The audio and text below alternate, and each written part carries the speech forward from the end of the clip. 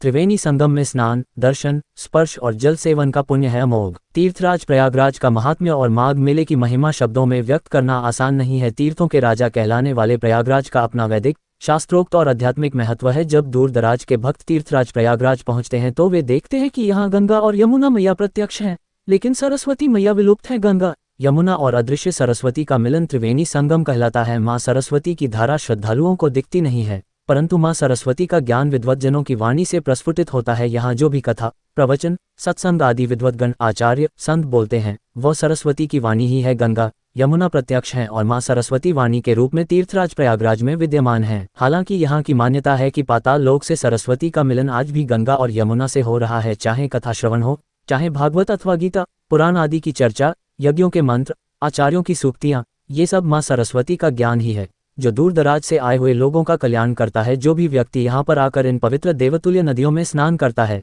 चाहे किसी विशिष्ट पर्व के दौरान करता है अथवा बिना पर्व के करता है, उसे लाभ अवश्य मिलता है। परिस्थितियां समय की होती हैं, पर्व का विशेष फल प्राप्त होता है। यहाँ पर संगम स्नान पापों का क्षय करने वाला माना जाता है। त्रिवेणी संगम स्नान, स्पर्श, दर्शन का है अमोघ फल।